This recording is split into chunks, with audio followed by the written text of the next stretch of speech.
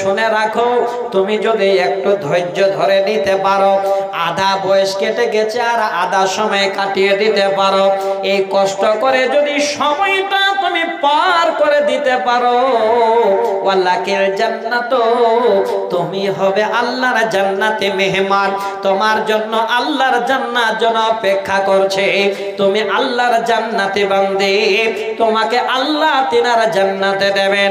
হে মা, দেখেন ভালো করে, যদি কষ্ট করেন আপনি আপদে বিপদে, আপনার জান্নাতের সুসংবাদ নবী মুহাম্মদ সাল্লাল্লাহু আলাইহি ওয়াসাল্লাম দিয়ে দিলেন।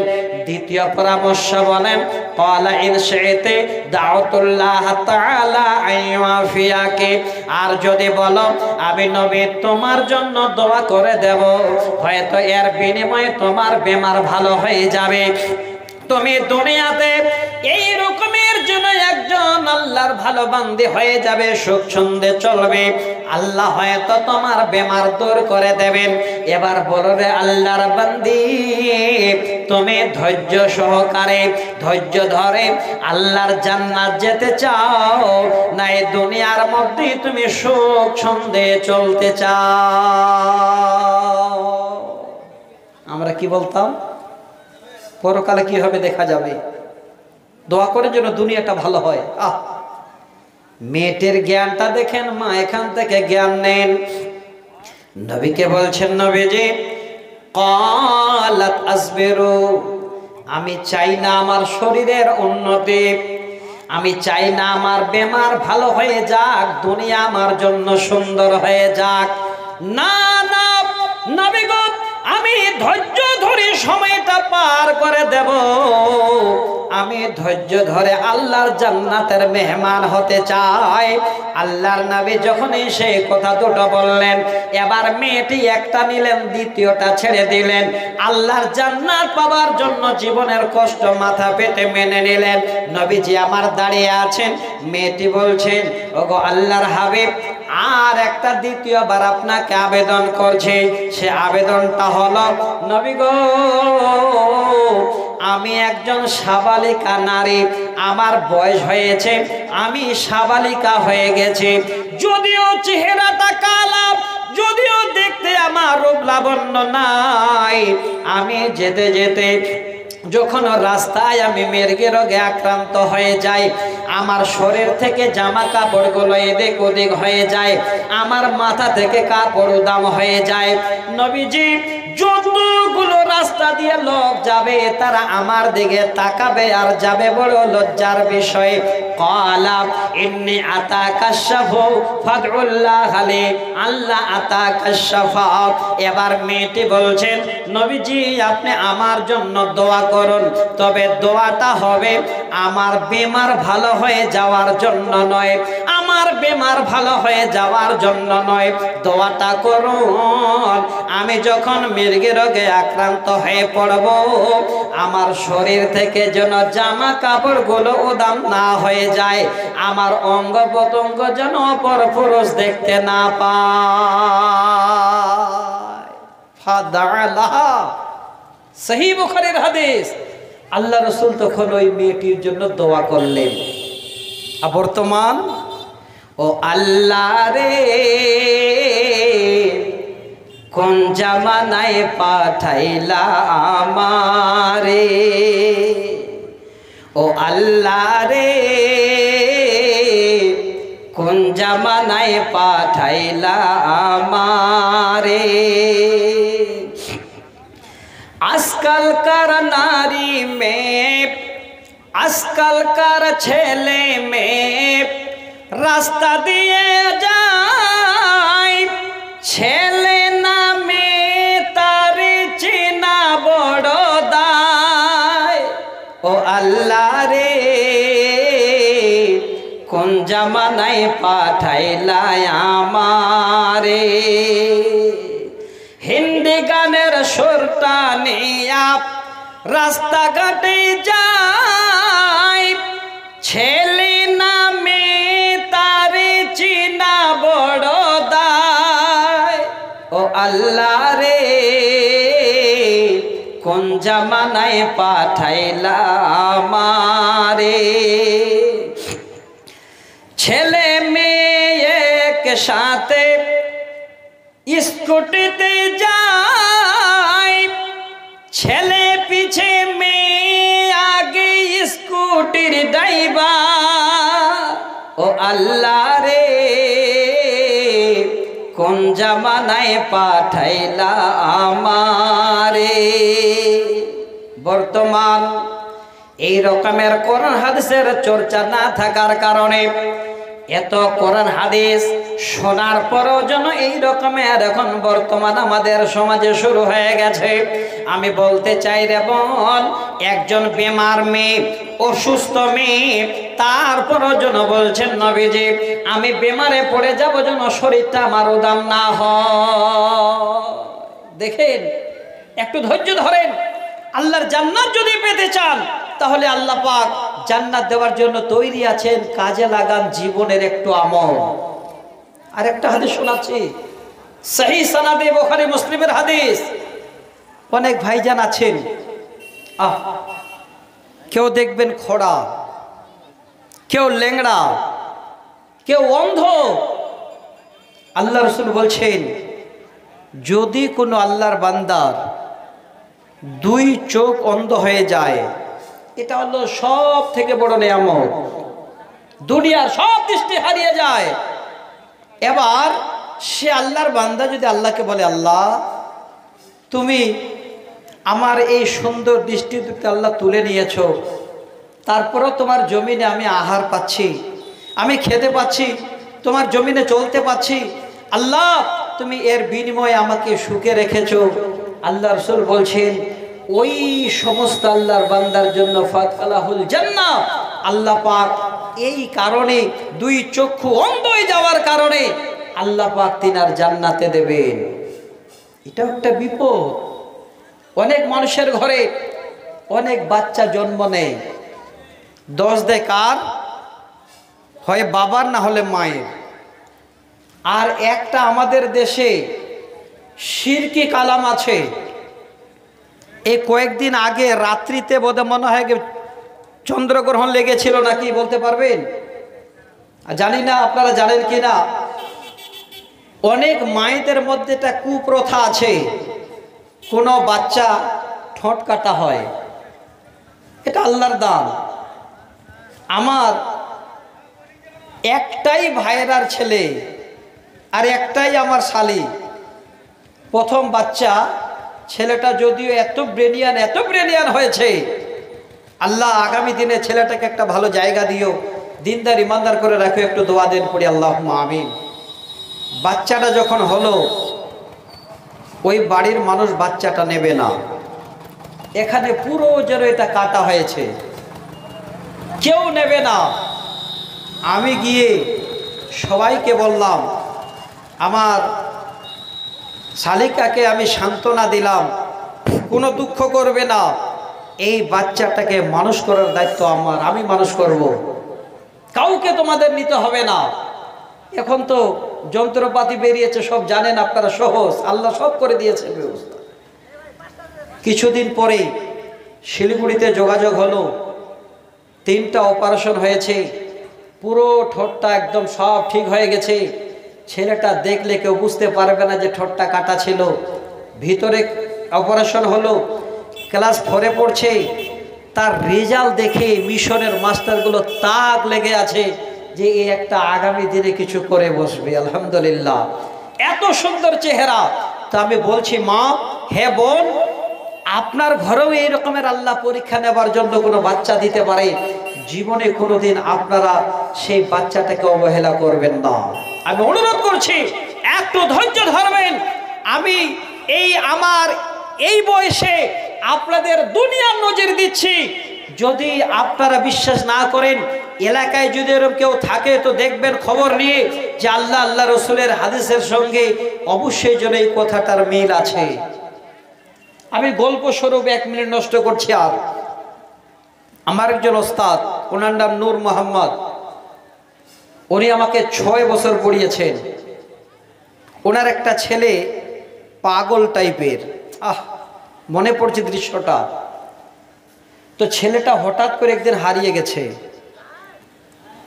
তো আমার ওস্তাদ শেখ নূর মোহাম্মদ সাহেব এবং ওনার স্ত্রী শুধু পাগলের মতো ছুটাছুটি করছে আর বলছে এই এলাকার মানুষকে যেখানেই তোমরা পাও তাড়াতাড়ি করে ছেলেটাকে আমাদের কাছে তোমরা একটু আনার ব্যবস্থা করো। এলান হয়ে গেল, প্রায় 13 কিলোমিটার দূরে খবর পাওয়া গেল ছেলেটা বাড়িতে না গিয়ে অন্যদিকে হেঁটে চলে গেছে। আবার খুঁজে নিয়ে আসা হলো, বুকে জড়িয়ে ধরে কাঁদতে লাগলো। আল্লাহু আকবার। আমার ওস্তাদ বলতো আমাদের পড়াতে পড়াতে, যেদিন থেকে আল্লাহ আমাকে এই সন্তান আমার ঘরে দিয়েছে আজ পর্যন্ত আমার কোনো রকমের অভাব নেই, কোনো রকমের আল্লাহ আমাকে এই রকমের বড় ধরনের কোনো কষ্ট বা কোনো বেমার দিয়েছেন আমার মনে পড়ে না। নিশ্চয়ই আল্লাহ মনে এই ছেলেটার মাধ্যমে আমার বাড়িতে কোনো বরকত দিয়েছে। দেখেন, আমি একদম আপনাদের সচক্ষে দেখা কথা বলছি, আল্লাহর কসম করে বলছি। তো মা বোন, একটু ধৈর্য ধরেন, একটু কষ্ট করেন, দেখবেন এর বিনিময়ে আল্লাহ আপনাকে জান্নাত দেবেন। একদম সহজ আল্লাহর জান্নাত পাওয়ার জন্য। আর কি পাবেন? একটা হাদিস, হযরত আনাস রাদিয়াল্লাহু তাআলা আনহু হাদিসের রাবী, 1283 নম্বর হাদিস। আমি আপনাদের বলছি আবারও, আল্লাহ রাসূল একদিন একটা রাস্তায় হাঁটছেন। মাররান নবী সাল্লাল্লাহু আলাইহি ওয়াসাল্লাম তাবকি আলা কবরিন। আল্লাহর নবী এক রাস্তা দিয়ে হাঁটছেন, যেতে যেতে যেতে যেতে যে রাস্তায় নবীর আগমন, অনেকগুলো কবর, আর একটা নতুন কবরের পাশে একজন মা জননী বসে বসে বার যেন সেখানে ডুকরে ডুকরে কাঁদছে। ছেলে মেয়ের জন্য মার যে বেশি দুঃখ হয়, মায়েরা বেশি কষ্ট পায়। এখান থেকেও আবারও বলছি রে মা। আল্লাহ নবী হেঁটে যাচ্ছেন, ওই মুহূর্তে চোখ পড়ে গেল মেয়েটি কবরের পাশে বসে কান্না করে কেন। নবী দাঁড়িয়ে গেলেন, দাঁড়িয়ে গিয়ে বলছেন, ক্বালাই তাকিল্লাহ ওয়াসবিরি, আল্লাহর বান্দি রে, আল্লাহকে ভয় করো আর তুমি ধৈর্য ধরো। যা দুর্ঘটনা ঘটার ঘটে গেছে, তুমি আর কবরের পাশে বসে কান্না করো না। যখন সেই কথা বললাম, মেয়েটি সরাসরি বলছে, হে আল্লাহর বান্দা, হে আল্লাহর বান্দা, আমি যে মুসিবতে ভুগছি তুমি তা তো জানো না, অতএব কেন তুমি আমাকে এরকমের কথা বলছো? আল্লাহর নবী যখন এই কথাটা শুনলেন, আর কোনো জবাব না দিয়ে মাথা নিচু করে হাঁটতে হাঁটতে চলে গেলেন। সব থেকে বড় কথা হলো, আল্লাহর নবী যে স্বয়ং নিজেই মেয়েটাকে এবার আল্লাহর ভয়ের কথা বললেন, ধৈর্যের কথা বললেন। মেয়েটা চিনতে পান নাই তিনি হলেন আখেরি পয়গম্বর, নবী কুলের শিরোমণি, মানব কুলের শিরোমানব নবী মুহাম্মদ রাসূলুল্লাহ। জবান খুলে বলুন সাল্লাল্লাহু আলাইহি ওয়াসাল্লাম। ওই মেয়েটি চিনতে পাননি। এবার কিছুক্ষণ পরে আল্লাহ নবী যখন চলে গেলেন, এবার ওই মুহূর্তে কেউ যেন জিজ্ঞাসা করে, আল্লাহর বান্দি রে, ওই মেয়েটাকে তুমি চেনো? বলে লাম তারিফহু, আমি চিনি না, আমি জানি না। আমি আমার দুঃখে যেন কবরের পাশে বসে কান্না করছি, আর ওই লোকটা আমাকে এই কথা বলে গেল। সঙ্গে বলেন, ওরে হতভাগিনী, এই লোকটা যেমন তেমন লোক নয়, সেই লোকটা হলো নবী মুহাম্মদ রাসূলুল্লাহ সাল্লাল্লাহু আলাইহি ওয়াসাল্লাম। এবার তিনি হলেন সেই লোক। এই লোকটাকে তুমি কে চিনতে পাও না? দাঁড়িয়ে গেছেন মাজননী, দুঃখ, বেদনা, কষ্ট, স্বামী স্ত্রী গন্ডগোল। গ্রামের ইমাম সাহেব, আপনার গ্রামের মৌলানা সাহেব, একজন আল্লাহওয়ালা লোক, একজন পরেশগার লোক আপনাকে বুঝাতে গেছে, মা রে, বেটি রে, ঝগড়া করো না মা, এই বাড়িতেই তুমি সুখে থাকবে মা, তুমি এই রকমের দুঃখ করো না। অনেক মা আমার আছে, তখন কত যে রাগ থাকে মনে। এই মেয়েটার মতো জাহেল চট করে আলেম ওলামাদের বলে, যান আপনি চলে যান, আমরা এখন এই মুহূর্তে আছি, আপনি কেন মাথা এখানে গোলাতে আসছেন? বলুন, বলে না মাথা ঠিক থাকে না। হে মা, আপনাদের মতো মেয়ে কবরে বসে কাছে, আল্লাহ রসুল বলছেন আল্লাহকে ভয় করো, ধৈর্য ধরো, কান্না করো না মা, যা হবার হয়ে গেছে। নবীকে চিনতে পেল না, এমন আঘাত করলো, আল্লাহ রসুলের কলিজায় যেন আঘাত লাগলো, মাথা নিচু করে চলে গেলেন। মেয়েটাকে যখন বলা হলো তুমি কি চিনো? বলেন না। তিনি হলেন নবী মুহাম্মদ সাল্লাল্লাহু আলাইহি সাল্লাম। মেয়েটি কবরের পাশ থেকে দাঁড়িয়ে গিয়ে এমন ভুল করেছে, ওই নবীকে আমি কেমন করে পাবো, এবার হাঁটতে শুরু করে দিয়েছে। মেয়েটি বলছেন, আল্লাহ, আমি মনে মনে ভাবলাম তিনি তো যেমন তেমন লোক নন, তিনি তো যেমন তেমন নবী নন, তিনি নবী মুহাম্মদ রাসূলুল্লাহ সাল্লাল্লাহু আলাইহি ওয়াসাল্লাম। আমি তিনার কাছে কেমন করে পৌঁছাবো? তিনার কাছে যেতে গেলে নিশ্চয়ই আমাকে পাহারাদার অনেক গেটম্যানকে টপকে গেটম্যানকে বলে তারপরে নবীর কাছে যেতে হবে। কারণটা দেখেন, এখানে একটা জ্ঞান নেওয়া দরকার।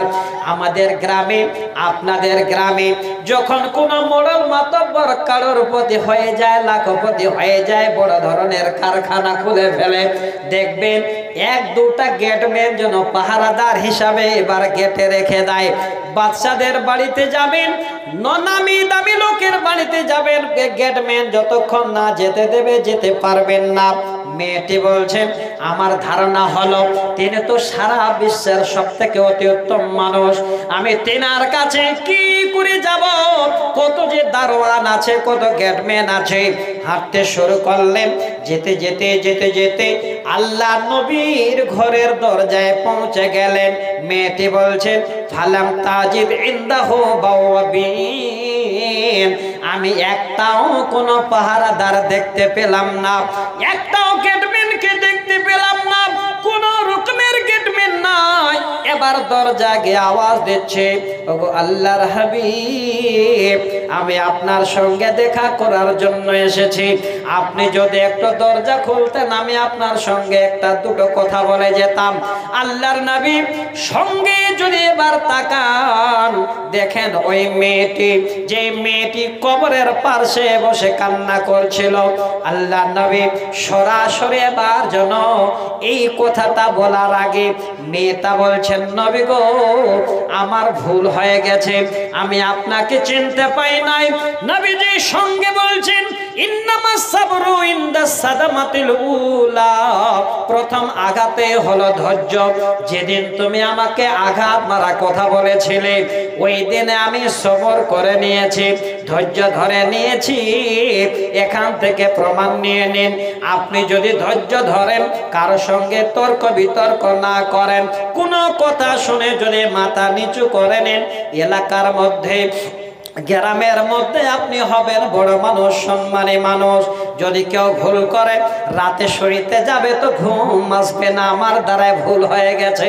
সঙ্গে দেখবেন ওই লোকটার কাছে গিয়ে বার আপনি ক্ষমা চাইবেন, হাত ধরে বলবেন, ভাই রে, আমার ভুল হয়েছে, তুমি ক্ষমা করো। আল্লাহর নবী বলছেন, যদি ধৈর্য ধরো, আল্লাহ দুনিয়াতে তোমার জন্য সম্মান আরো অনেক বাড়িয়ে দেবে। আল্লাহ পাক তৈরি আছেন দেওয়ার জন্য। আর দু চারটা 10টা হাদিস শোনাচ্ছি আপনাদের। আমি অনেক আশা আকাঙ্ক্ষা নিয়ে আজকে আপনাদের কাছে। হে ভাই, হে বন্ধু, উঠে যাবেন না। যদি কথা দাও বন্ধু, দিনের পথে দৃঢ় থাকবে। যদি কথা দাও দিন কায়েমের, অগ্রণী ভূমিকা রাখবে। তবে তোমাকে গান শোনাবো, যে গানে হৃদয়টা জাগবে। যদি কথা দাও বন্ধু, দিনের পথে দৃঢ় থাকবে। যদি কথা দাও দিন কায়েমের, অগ্রণী ভূমিকা রাখবে। ভাইজান, আর আধা ঘন্টা থাকা যাবে? থাকবেন? আলহামদুলিল্লাহ, ইনশাআল্লাহ বলেন। যাক, ভালো লাগলো যে আপনারা ওয়াদা তো করলেন, ওয়াদা করেছেন। সবাই থাকতে পারবেন না আমি জানি। কেউ ভাবছেন যে কাল ভোরবেলা আমাকে ট্রেন ধরতে হবে, সারা রাত জাগবো তো ট্রেন ধরবো কি করে? হতেই পারে। যারা থাকবেন আমি আপনাদেরকে বলছি, আমার মায়েরা যারা আছেন আমি আপনাদেরকে বলছি, জীবনের খোরাক, জীবনের স্বাদ, এই জীবনে চলতে গিয়ে দুনিয়াতে যে রকমের প্রয়োজন সেটা হলো দুটো জিনিস। আল্লাহর কোরআন খুলেন, ইয়া আইয়ুহাল্লাযীনা আমানুস্তাঈনু বিস-সাবরি ওয়াস-সালাত ইন্নাল্লাহা মা'আস-সাবিরিন। সূরা আল-বাকারা 155 নম্বর আয়াত। আল্লাহ বলছেন, হে ঈমানদারগণ, আল্লাহ পাক বলছেন, ইয়া আইয়ুহাল্লাযীনা আমানুস্তাঈনু বিস-সাবরি ওয়াস-সালাত, হে ঈমানদারেরা তোমরা নামাজ এবং ধৈর্যের মাধ্যমে পানা চাও। দেখেন, এখানেও নামাজের কথা আল্লাহ বলে দিলেন। যদি নামাজ এবং ধৈর্যের মাধ্যমে পানা চাও, ইন্নাল্লাহা মা'আস-সাবিরিন, নিশ্চয় আল্লাহ যারা ধৈর্য ধারণ করবেন, যারা সবর করবেন, তাদের সঙ্গে আল্লাহ থাকবেন। আল্লাহর কোরআন আল্লাহ যেন নিজের জবানে এবার বান্দাদের সান্ত্বনা দিলেন, হে বান্দা বান্দিরে, কষ্ট হয়েছে আমাকে স্মরণ কর, বিপদে পড়েছিস আমাকে স্মরণ কর, তোর বিপদ হয়েছে বান্দা বান্দে আমাকে তুই ডাক, আমি আল্লাহ যেন সদা সর্বদা তোর পাশে আছি। সব সময় আল্লাহ আছেন, এটা মাথায় রেখে জীবন যাপন করেন। দেখবেন আপনার সমস্ত রকমের হৃদয়টা আস্তে আস্তে আস্তে আস্তে পরিষ্কার হবে। অনেক মা আছেন, অনেক ভাই আছেন, মসজিদে যেতে পারেন না, বাড়ি থেকে বের হতে পারছেন না। তাহলে আপনি নিজেই ভাববেন যে আল্লাহ জীবনে কি করলাম। আব্দুল্লাহ বিন মাসউদ রাদিয়াল্লাহু তাআলা আনহু, তিনি একজন হাদিসের রাবী। তিনি কত বড় মানুষ, তিনি কত বড় মানুষ। তিনার যদি ইতিহাসটা একটু শোনেন তাহলে আপনারা ভাববেন, আল্লাহ আমরা তো তিনার থেকে স্বাস্থ্য শরীরে অনেক ভালো। তিনি ছিলেন কেমন, তিনার মুখ থেকে যে কথাগুলো বের হতো, আল্লাহর নবী জনাবি মুহাম্মদ রাসূলুল্লাহ, একবার পড়ুন মন খুলে, সাল্লাল্লাহু আলাইহি ওয়াসাল্লাম, তিনি বলছেন, যখন আমার কোনো কোরআন শোনার ইচ্ছা হতো তো আমি আব্দুল্লাহ ইবনে মাসউদকে বলতাম, আব্দুল্লাহ ইবনে মাসউদ তুমি কোরআন পড়ো, আমি শুনবো। সে আব্দুল্লাহ ইবনে মাসউদের একটা হাদিস বলছি। তিনি বলছেন, একদিন আমি আমার নবীর কাছে গেলাম, আর ওই সময় গিয়ে দেখি আমার নবী সুন্দর একটা বিছানায় শুয়ে আছেন, কিন্তু চেহারায় যেন এই রকমের কষ্ট অনুভব। নবীজি বলছেন, ওই সময় আব্দুল্লাহ ইবনে মাসউদ আমার দিকে তাকিয়ে যেন কথা বলছেন, নবী গো, আপনি বোধহয় মনে হয় বেমারে পড়েছেন, আপনার মনে হয় বেমার হয়েছে। নবী বলছেন, আব্দুল্লাহ ইবনে মাসউদ, আমি এত বড় বেমারে পড়েছি, তোমাদের দুই জনের সমান আমি একাই বেমারে যেন ভুগছি। তবে শুনে রাখো, এই রকমের বেমারে ভুগছি, তবে দুই জনের সমান যেন নেকির অধিকারী। আল্লাহর নবী এই রকমের কথাটা যখনই বললেন, শেষে যেন নবী বলছেন, ও আব্দুল্লাহ ইবনে মাসউদ শোনো, আমি নবী বলছি, কোন পৃথিবীর বুকে মুসলিম বা মুসলমান যদি বিপদে পড়ে, তার বেমার হয়, আর ধৈর্য সহকারে যদি সে এবার আল্লাহ পাক রব্বুল আলামিনের কাছে সময় সঁপে দিতে পারে, নবীজি বলছেন, হে আব্দুল্লাহ ইবনে মাসউদ, ওই বান্দার, ওই বান্দের বেমারের কারণে তার গুনাহগুলো এমন করে ঝরে যায় যেমন এই রকমের গাছের পাতাগুলো শুকিয়ে যায়।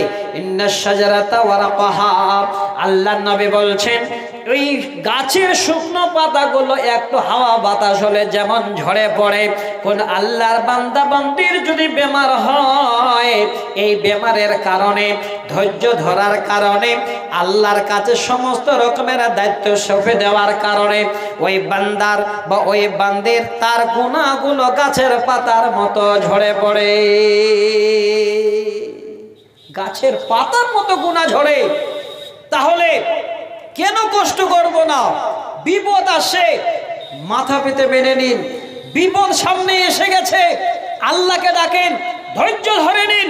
দেখেন, দুটো হাদিস বলে আমি আপনাদের কাছ থেকে বিদায় নেব। তবে আমি মুসাফির, আপনাদের কাছে আমি অনুরোধ করব, এই আল্লাহর ঘর যার জন্য আপনারা জালসার আয়োজন করেছেন, মুসাফিরের দোয়া আল্লাহর কাছে কবুল হয়। শেষের বেলায় একটু আপনারা আমার সঙ্গে কমপক্ষে একটু মুসাফা করবেন, মুলাকাত করবেন। আপনার জন্য আমি প্রাণ খুলে দোয়া করব। দেখেন, আমি আপনাদের জন্য এখানে বড় আশা আকাঙ্ক্ষা নিয়ে এসেছি। আপনারা যারা বসে আছেন, অনেক আমার ভাই বাপ যারা বসে আছেন আমি দেখতে পাচ্ছি। এবার দুটো হাদিস শোনাবো, বেশি শোনাবো না। যদি বিপদ আপনার কাছে এসে যায় তাহলে আপনি ধৈর্য ধরুন, আপনি লাভবান। অনেক সময় মানুষ রেগে গেলে কাউকে মেরে দেয়, মারবেন না। যদি মেরে দেন তাহলে একটা শব্দ আছে আরবিতে, যদি কাউকে একটু কেটে দেওয়া হয় ওই কাটার দাগটা আস্তে আস্তে মিশে যায়। কাউকে যদি আঘাত মারা কথা বলা হয়, সে আঘাত মারার দাগ কিন্তু কোনোদিন মিশতে চায় না। এই জায়গাটা মাথায় রাখেন। হাদিসের শব্দ দুটো শোনাচ্ছে, বেশি নয়। আম্মা জান আয়েশা সিদ্দিকা রাদিয়াল্লাহু তাআলা আনহা আল্লাহ রাসূলকে একদিন জিজ্ঞাসা করছেন, ইয়া রাসূলুল্লাহ, ইয়াউমে উহুদ, উহুদের একটা যুদ্ধ হয়েছিল, তো বলছেন সেদিন যে আপনার দন্ত মোবারক শহীদ হয়েছিল, আপনার কষ্ট হয়েছিল, তার থেকে কি আপনার কোনোদিন এরকমের কষ্ট গেছে? দেখেন নবীজি বলছে, ওরে আয়েশা, উহুদের থেকেও আরো যেন একটা সময় আমার বড় কষ্টের গেছে। সেই সময়টা হলো যেদিন আমি নবী তোমার ওই সমস্ত বংশধর, ওই কুরাইশ বংশের লোকেরা, অর্থাৎ তোমার বংশের লোকেরা তায়েফ আছে, আমি তায়েফে যেদিন ইসলামের দাওয়াত দেওয়ার জন্য গিয়েছিলাম, সেই দিন সর্বপ্রথমে আব্দুল বিন কিলাল নামে একটা লোক, আমি তার কাছে ইসলামের দাওয়াত নিয়ে গেলাম। ওরে আয়েশা, সেদিন তারা এমন করে আমার কথা ঘৃণা করলো, আমার উপরে এমন করে তারা কষ্ট দিতে লাগলো। রাস্তায় আমি চলতাম, ছোট ছোট বাচ্চাদের দ্বারা এবার আমাকে পাথর মারা হতো। এত বড় কষ্ট হয়েছে আয়েশা, আমার শরীরে রক্ত ঝরে যেন আমার পা পর্যন্ত পৌঁছে গেছে। আয়েশা রে, আমি ওই মুহূর্তে কারনুস সালেম নামে একটা জায়গা, যেটা হলো আহলে শাম, তাদের হলো একটা হলো মিকাত, সেই জায়গায় গিয়ে আমি সুন্দর করে দাঁড়িয়ে গেলাম। ওই সময় আমার পাশে আর যেন দাঁড়াবার কেউ নাই। হে আয়েশা, ওই দিনটাকে শুধু তোমাকে স্মরণ করিয়ে দিচ্ছি রে, শোন, আমি একা, আমার আশেপাশে আর কেউ নাই। জীবনে তো কষ্ট, আমার শরীর থেকে যেন রক্ত ঝরছে। ইতিমধ্যে যদি দেখছি আমার মাথার উপরে এক খণ্ড মেঘ এসে এবার ছায়া করে আছে, ওই সময় একজন আল্লাহর ফেরেশতা আমার সামনে এসে বলছেন, নবী গো, আল্লাহর তরফ থেকে আপনার যা যাবতীয় কষ্ট হয়েছে আল্লাহ সব শুনে নিয়েছেন। নবীজি, আজকের দিনে আল্লাহ পাক আমাকে আপনার কাছে পাঠিয়ে দিয়েছেন। আমি হলাম এই পাহাড়ের ফেরেশতা, এই পাহাড়ের দায়িত্ব আমার হাতে আছে। নবী গো, আপনি অর্ডার করুন। আপনি যদি বলেন এদের এখনই আমি দুইটা পাহাড় একসঙ্গে এইভাবে করে মিলিয়ে দেব আর এমন করে তাদের পিষে দেব, জীবনে কোনোদিন যেন তারা আর আপনাকে কষ্ট দেবে না। যখন সেই কথা বললাম, আল্লাহর নবী বলছেন, হে আল্লাহর ফেরেশতা, এমন কথা শোনালে উদ্বেক আলাইহিমুল আকশাবাইন, ওই পাহাড়ের ফেরেশতা বলছেন, আমি দুইটি পাহাড়কে এবার এক করে তাদের কুচুল করে দেব, তাদের আমি পিষে দেব। নবী গো আপনি বলুন। আল্লাহ নবী বলতে পারতেন করে দাও, কিন্তু না, দেখুন ধৈর্য কত বড়, সবর কত বড়, তার বিনিময় কত বড়। নবীজি বলছেন, বাল আরজু আয়াখরুদাল্লাহ, আমি আল্লাহর কাছে আশা করছি তাদের পিষে দিও না। তাদের কাছ থেকে যে ছেলে মেয়েরা আসবে, সন্তানেরা আসবে, তারা আল্লাহর সঙ্গে শিরিক করবে না, তারা আল্লাহর ইবাদত করবে। আগামী দিনে হয়তো আল্লাহকে তারা চিনে নেবে। এত বড় কষ্ট হওয়া সত্ত্বেও আল্লাহ নবীর ধৈর্য এত বড়, কোন রকমের দুঃখ বেদনা নয়। আল্লাহ পাক রব্বুল আলামিনের ফেরেশতাকে বলছেন, আগামী দিনে যে নসল আসবে, যে বাচ্চারা আসবে, তারা হয়তো আমার আল্লাহর ইবাদতে পাগল থাকবে, তারা আমার আল্লাহকে চিনে নেবে, আল্লাহর জমিনে তারা আল্লাহকে বারবার ডাকবে। আমরা হলে কি করতাম? হাঁকে মেরেছিস, তোর বদলা নিচ্ছি। এক ভাই অপর ভাইকে মেরে দিচ্ছে, এক মুসলিম অপর মুসলিমকে মানে খুন করে দিচ্ছে। একবার ভাবে না যে একজন লোককে খুন করতে গেলে তার বাচ্চা কাচ্চা দুনিয়ার বুক থেকে বাবার ছায়া থেকে উঠে যাবে, তার স্ত্রী জীবনের মতো বেওয়া হয়ে যাবে। এবার যে খুন করবে ধরা পড়বে, সে জেলে গিয়ে পৌঁছবে, তারও পরিবারটা যেন 10-12 বছর ধরে বেকার হয়ে যাবে।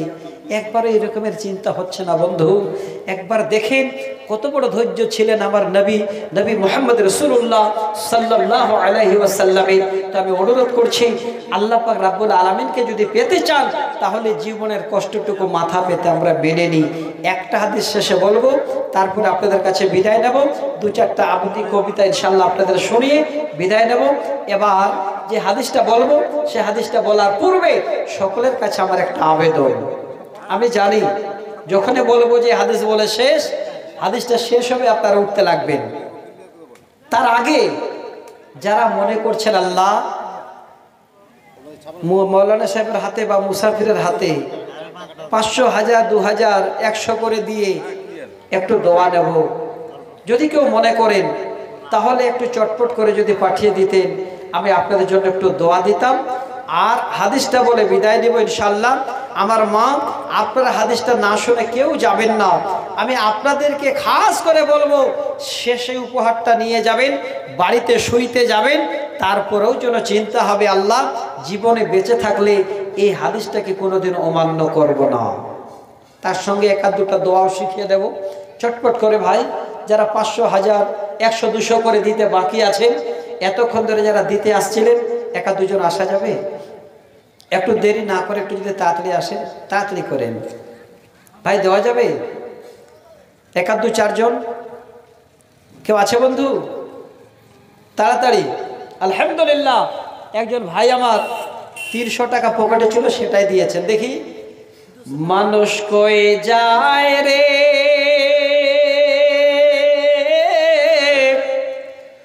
দুনিয়া ছাড়িয়া, মসজিদের ওই পালকে আয়না দোলা দে সাজায়া তারে জনমের লাগিয়া, মসজিদের ওই পালকে আয়না দোলা দে সাজায়া তারে জনমের লাগিয়া। আলহামদুলিল্লাহ, আমার ভাই যার একজন 500, একজন 200, আর একজন ভাই বোধ মনে হয় 1000 টাকা দিয়ে গেলেন। আল্লাহু আকবার, আল্লাহ তুমি দানকে কবুল করো। আরেকজন ভাই আমার 200 টাকা। আচ্ছা মা বোন, আপনাদের মধ্যে যদি থাকেন একটু দেন, দিয়ে চলে যাবেন না। একটা হাদিস খালে বলবো, তারপর আপনাদের কাছে ইনশাআল্লাহ আমি বিদায় নেব। আপনারা বেশি যে থাকবেন এটা আমার বিশ্বাস হয় না। তবে আজকে প্রথম এলাকায় জালসা, আপনারা ভাবছেন যে আর কত শুনবো, অনেক শোনা হলো, শেষ হাদিসটা শুনে যাবেন। আর কেউ আছেন বন্ধু? একটু তাড়াতাড়ি করবেন। আলহামদুলিল্লাহ, আরেকজন ভাইয়ের কাছে হয়তো 100 টাকা 110 টাকা ছিল, পুরোটাই দিয়ে গেলেন। আর কেউ? মানুষ কই যায় রে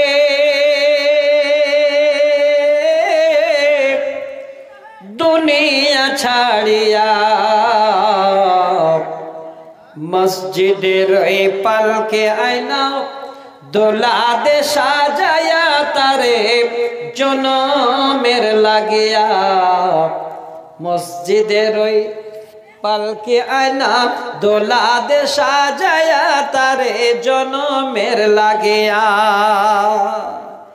এবারের লাগে করছো তুমি কত মারামারি, মামলা মোকদ্দমা করে খোয়াইলে করে। আজকে তুমি যাবে মরে,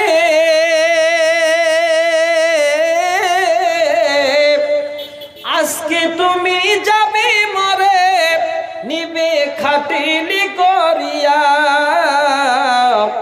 মসজিদের ওই পালকে আয়না দোলা দে সাজায়া তারে জনমের লাগিয়া। মসজিদের ওই পালকে আয়না দোলা দে সাজায়া তারে জনমের লাগিয়া। ছেলে মেয়ে নববধূর প্রেমেতে মজিয়া,